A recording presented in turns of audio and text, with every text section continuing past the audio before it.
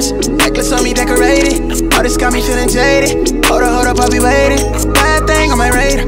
Told me that I'm in a playlist. Flower bomb, she a lotus. Got me thinking that I'm famous. I remember when I prayed for this. No sleep, cause I'm anxious. All this for entertainment. Crazy thinking that it's day one. All this spinach for the taking. Yeah, hold it down for the nameless. Yeah, oh yeah. I've been on a grind, yeah. Like I'm really on the rails. Like my life is on the line, yeah. I've been getting mines in. I've been on to you. Nothing left to lose. Get into the bag, yeah. I've been on to you. I'm seeing how you move. Imagine all the things we get into. I need you to put me all the way. It's FYF Sports Menace Lamont. We are back with another podcast episode. As you can see from the title today, we're going to be talking about every NBA rookies. And not every NBA rookie, really just like the top 8 to 10. But we're going to be talking about one flaw that all of these top rookies need to improve over the offseason. I mean, the one thing that we can say about this rookie class is going into this season, everybody thought that this class was underwhelming. One of the worst drafts we've seen. And it actually turned out to be one of the better draft classes over the last 10 years. So we're going to be diving into all that. We're going to touch on a number of players. We're going to speak on how they can improve. But before we get started with today's video, make sure you guys like, comment, and subscribe. Hit the notification bell to the video if you haven't done so already. We are grinding to 25K. We should hit that sometime next week, hopefully, if things go according to plan. But 25K is the small goal. 100K is the yearly goal. Hopefully we can get there. But, you know, as we speak on the rookie class, for the majority of the 2020 NBA rookie class, the offseason has already begun. Most of these players have been eliminated from the playoffs. A lot of them are going home, and then they have to look to how they're going to develop next season. Now, following a quick turnaround from the draft this past season, you know, with no summer league and no preseason, you know, these rookies now have a chance to, you know, really catch their breath and then focus on developing their games. Now, the class as a whole made a tremendous impact on the league. And some of these players look like all-stars at some point in time in the season. We talk about LaMelo Ball. He had flashes prior to his injury. We talk about Anthony Edwards. He definitely had some big-time flashes going into the end of the season. Players like Obi Toppin, who we thought would have big seasons, dealt with injuries, and then once he got into rotation, he really couldn't find his way. We got Denny Avdija, season-ending injury. Killian Hayes, I mean, just did not look like he was NBA ready. I mean, so, you know, we have a lot of different things that impacted each rookie, but the one thing that we can say is that this rookie class did surprise everyone. So we're going to be going over 10 rookies today, y'all. We're going to go over 10 rookies today. These are actually the top rookies. We feel that these are the top 10 rookies. And we're going to be talking about every major, at least one major flaw that they can improve upon going into next season. Because with a lot of these players, we can sit here and harp on what they do great. All of these players, I mean, to be in the top of their class, obviously they do a lot of things great on the basketball court. But, you know, if we want to see these players excel, maybe get to that all-star level, maybe help propel their teams into the playoffs next year, they're going to have to improve upon something. That's what we're going to be talking about today. All right, so for the first rookie that we're going to be talking about today, we're going to be discussing Cole Anthony of the Orlando Magic. All right, now, Cole Anthony's flaw to fix is his defense. Anthony came on strong late for Orlando, averaging 16.2 points per game, 5.1 rebounds, 4.2 assists in his final 17 games of the season. His defense, as is the case for most rookie guards, left a lot to be desired. Continuing to learn player tendencies will help, but a wingspan under 6'5" may mean he'll never become an elite defender in the NBA. The Magic allowed a whopping 118.3 points per 100 possessions with Anthony on the floor and 112.8 with him off. An opponent shot 46.3% from the three-point line with him as a primary defender.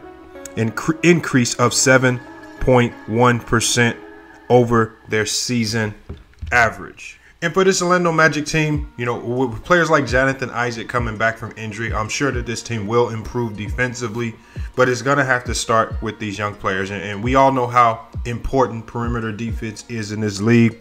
So I definitely look forward to seeing how Cole Anthony recovers and bounces back next year. And I really look forward to seeing the direction that the Orlando Magic take going into next season with all of those young guys. Saddiq Bey's flaw to fix is going to be isolation scoring. All right. The 5th leading scorer among all rookies at 12.2 points per game. Bey has been a steal for the Pistons as the 19th overall pick. Some evolution to his offensive game would serve Detroit well, however. 2 out of every 3 shots that Saddiq Bey took this season were from outside the arc, with the whopping 92.6% of his threes coming off an assist.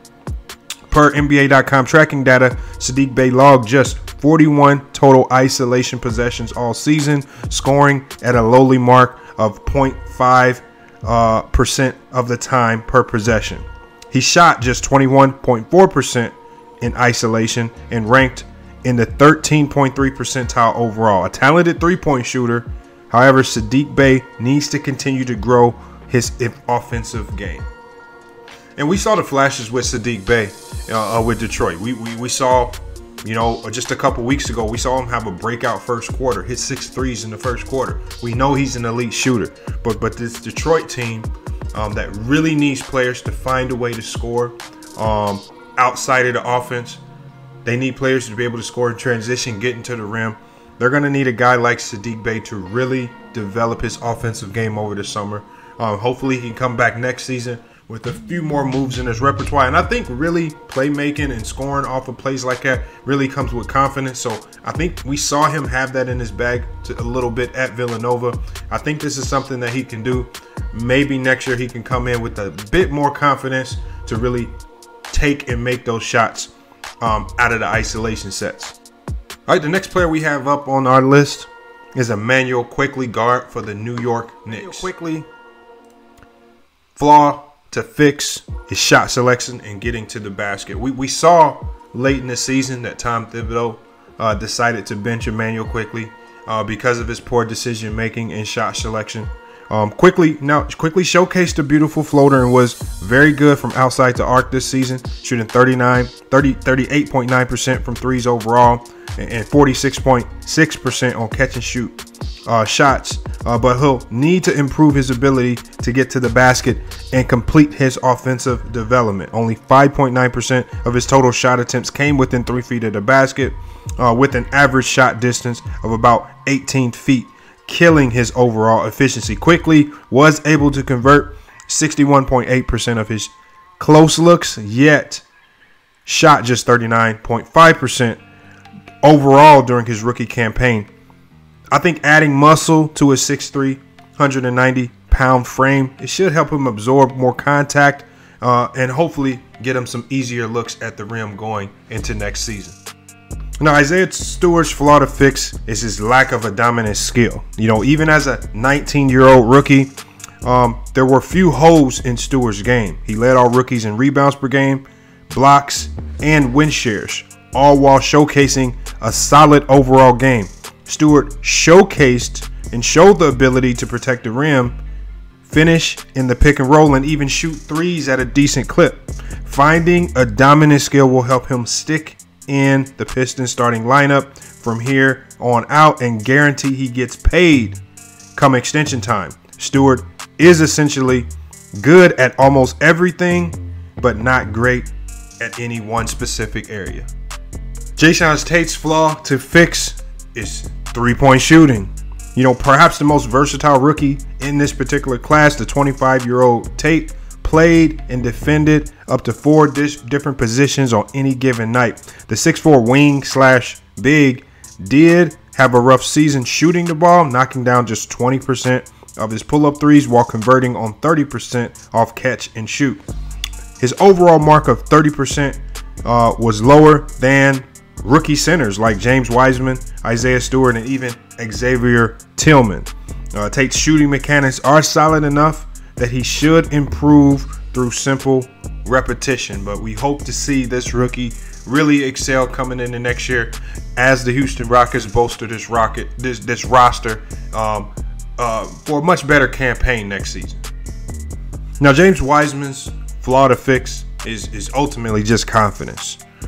James Wiseman was the anti-Isaiah Stewart this season. While he wowed at times with his size and skill, the sizzle always seemed to be greater than the stake. You know, the Warriors were absolutely dreadful in his minutes, getting beat by 16.7 points per 100 possessions with him on the court.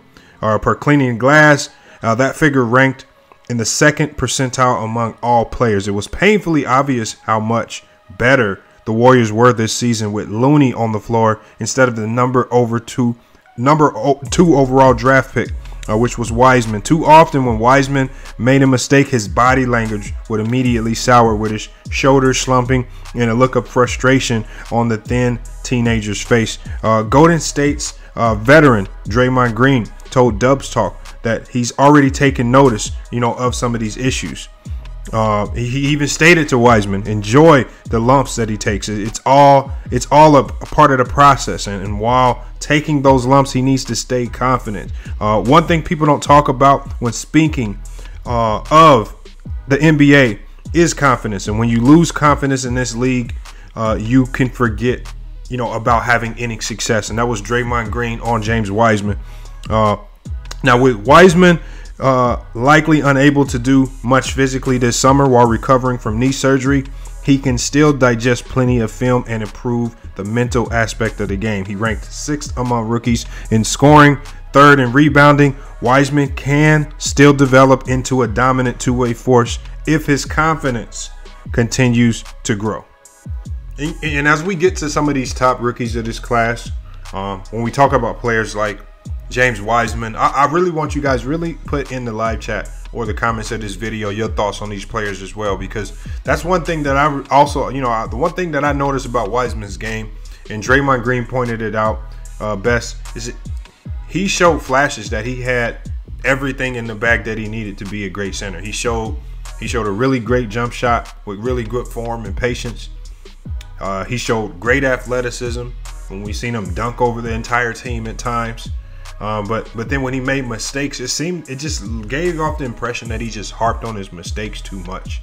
And I think that's one thing that really hurt him this season, really hurt his effectiveness. On top of the fact that there was no preseason, no summer league, as we mentioned earlier before, he just came into this league after most recently playing JUCO college players at Memphis and then high school players. He came into this league playing grown men, and I just don't think I think he didn't know how he would fit in.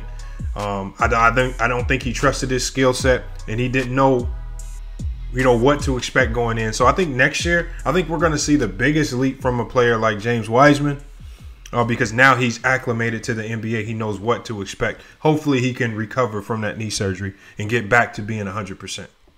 All right, next player up is Patrick Williams of the Chicago Bulls. Now, Patrick Williams' flaw to fix is playmaking. Patrick Williams, he started all 71 games for the Bulls this season after 0 starts for Florida State the year before, and silenced any questions about his three-point shooting, going 39.1% from behind the arc this year. For someone who won't turn 20 until August, Williams showed some really positive signs overall. The Bulls may need to take one more of a facilitating role. However, especially if the team fails to acquire a franchise point guard this offseason, he will need to be a better playmaker going into next season. Williams finished the season with just 99 total assists, and that's compared to his 98 turnovers. So we want to see a better assist to turnover ratio there. As he showed during his Florida State days, Williams is athletic and crafty enough to become at least an above average passer, and running plays through him would help set the table for guys like Zach LaVine, Vucevic, and even Kobe White. For a Bulls team that ranked just 20th overall in assist to turnover ratio this season, some added playmaking from Williams would do wonders for this 21st ranked offense. And you know what? For me, with regards to Patrick Williams, I really just have to give Patrick Williams a big round of applause, because I think where the Bulls selected him in the draft with so many unknowns coming out of Florida State, as you guys just heard, you know, the man didn't even start a game for Florida State. You know, I question if this was a good, you know, a good draft for the Chicago Bulls, a good draft pick. And he actually turned out to be really serviceable. It didn't pay a lot of dividends this year, but I think this player, Patrick Williams, will prove to be a very formidable piece for the Chicago Bulls over the next 4 to 5 years. All right, so next up on our list, we have Tyrese Haliburton of the Sacramento Kings. Now, Tyrese Haliburton's flaw to fix is going to be aggressiveness. Tyrese Haliburton has been the NBA's best rookie surprise, as not anyone outside of Anthony Edwards and LaMelo Ball have been better. He finished third among rookies in scoring, 13 points a game, second in assists, 5.3, and second in steals. Haliburton was the only first-year player to shoot better than 40% from the three-point line while averaging double digits in scoring. While it was natural for him to take a backseat to players like De'Aaron Fox, Buddy Hield, and even Harrison Barnes, the 21-year-old has earned the right to demand the ball and take on more of a leadership role with this Sacramento team. Haliburton even explained this to The Athletic. Haliburton stated, "That's just the staff and the vets, like, you know, Mo Harkless. You know, they're on me to go get the ball, be aggressive, and lead the team. Getting great words of wisdom every day, learning more every day. And I think at the end of the day, like we all talk about, my development to go in the right direction, I've got to be more vocal, be a leader, and just have fun playing basketball." Forced to play small ball with Fox and Buddy Hield in the backcourt at times, Haliburton would benefit from a Hield trade. But at this point in time, they have Buddy Hield. Haliburton's going to have to relegate to playing that small forward position in the backcourt. While the Kings' draft history over the past decade hasn't really been kind, Haliburton was a home run pick who needs to know it's okay to act like it. So we want to see Tyrese Haliburton really step up and be much more aggressive going into next year's campaign. And for Tyrese Haliburton, this is a player, and we know he has a lot of promise, because there was a portion of this season where he was neck and neck with LaMelo Ball for Rookie of the Year. A lot of people were saying he was just as good. He kind of fell off, obviously, the injury, and obviously just being on the Sacramento Kings, not a very successful team. They weren't really in the playoff race. A lot of expectations that they didn't live up to. Hopefully, a coaching change over the summer can help bring that aggressiveness back that we would like to see. But as it stands now, he still had a great rookie campaign, and he surprised a lot of people, coming into this season. Next up, we have Anthony Edwards of the Minnesota Timberwolves.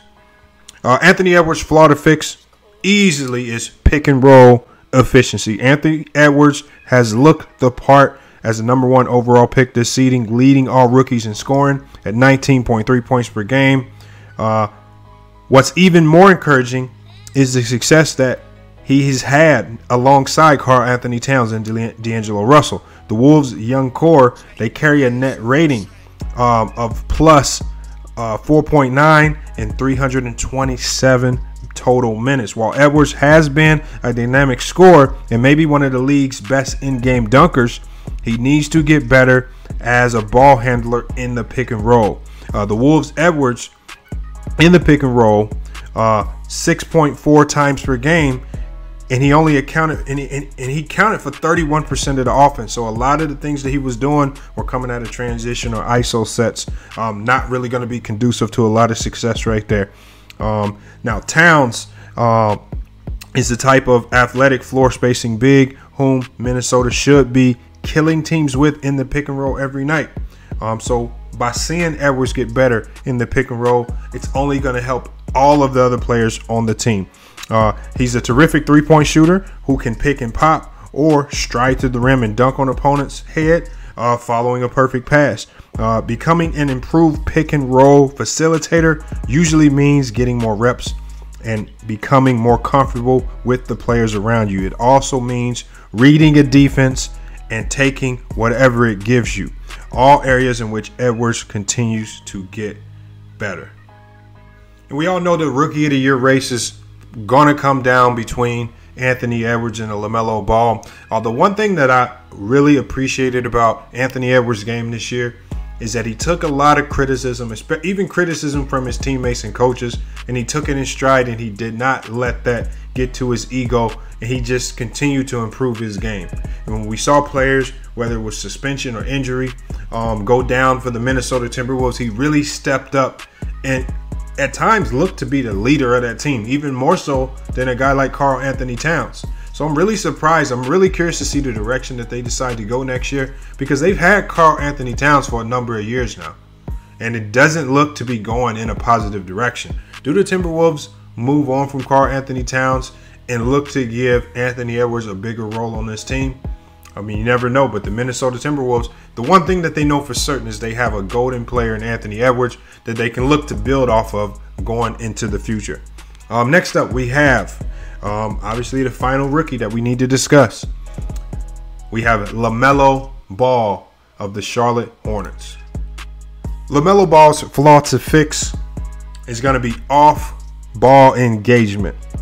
LaMelo Ball would have been the runaway Rookie of the Year if not for late season wrist surgery, and is still in the running for the award despite playing 21 fewer games than Anthony Edwards. Ball was everything Charlotte could have hoped for in year one. Already one of the league's craftiest passers, Ball showed off a solid outside shot, shooting 35.2% from the field, 37% before the surgery, an area of concern coming into the NBA. The Hornets have plenty of facilitators, however, with Terry Rozier, Gordon Hayward, and Devontae Graham, who's going to be a restricted free agent, all able to run the offense at times very well.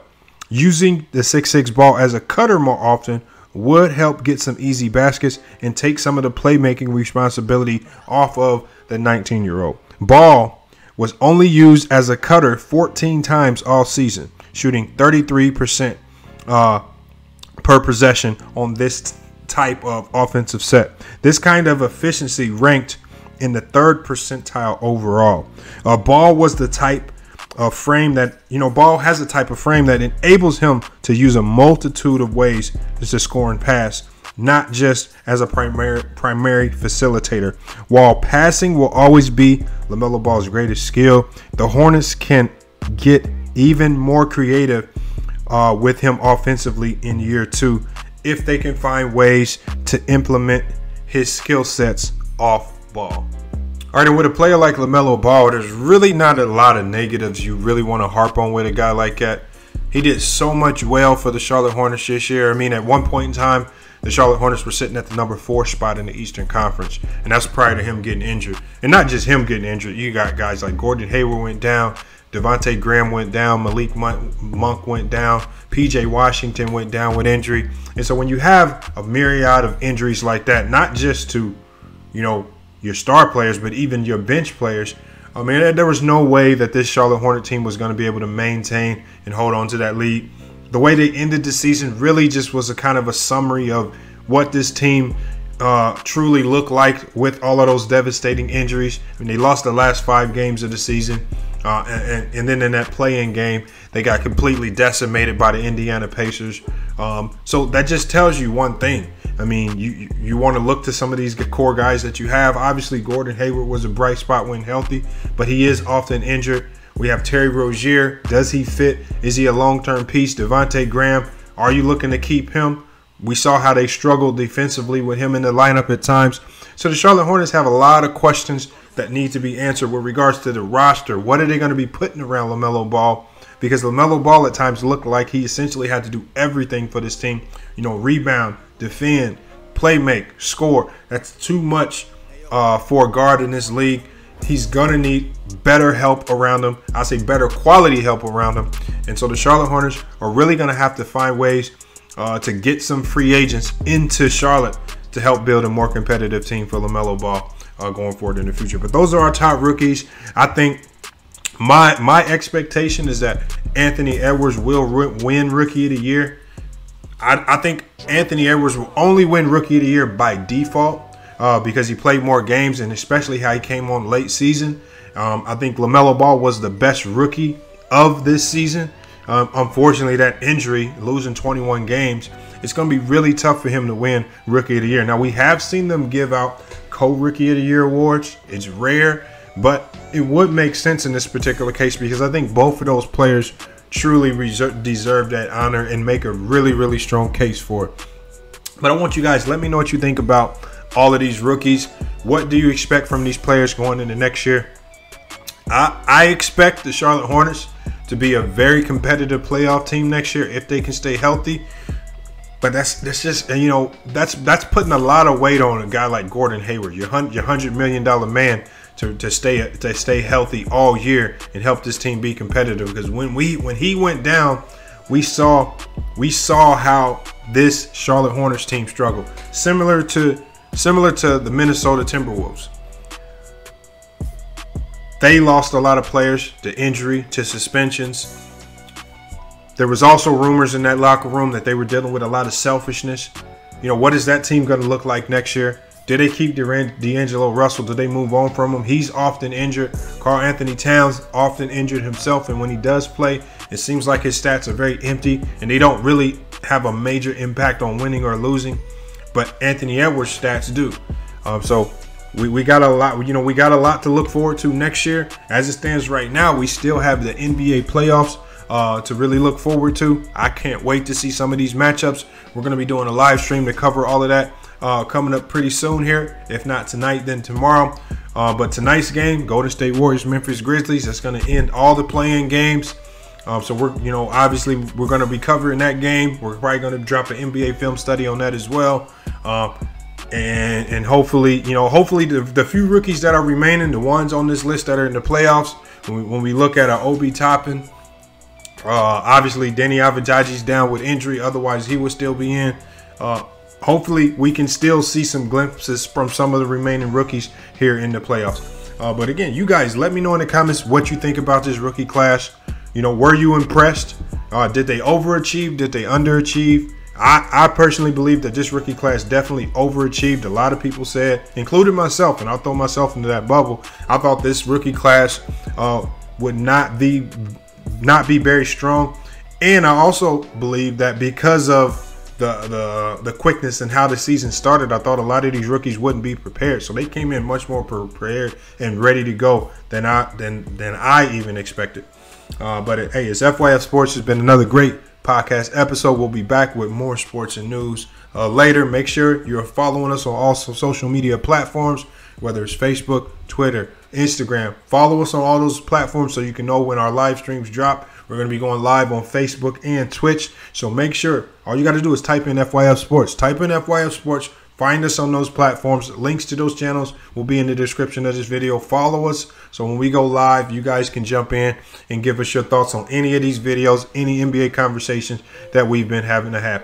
Hey, but it's FYF Sports, man. It's been another great podcast episode. We'll be back with more sports and news later. But until then, it's FYF Sports, and we out. Look at me, I'm on. Look at me, I'm on. Look at me, I'm on. Look at me, I'm on. Can't stop, keep going. Can't stop, keep going. Can't stop, keep going. Can't stop, keep going. Look at me, I'm on. Look at me, I'm on. Look at me, I'm on. Look at me, I'm on. Can't stop, keep going. Can't stop, keep going. Can't stop, keep going. Can't stop, keep going. OMG, I don't get pressed. Look at me.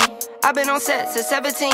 I've been on set, on settling. I'm going numb, amphetamine. I don't do drugs, I'm not a fiend. Push to the edge, no boundary. About 2 or 3 in these leather jeans. Look at me, flex. Tatted in my flesh. Never end, dead. Now I'm up, next. Here for those checks.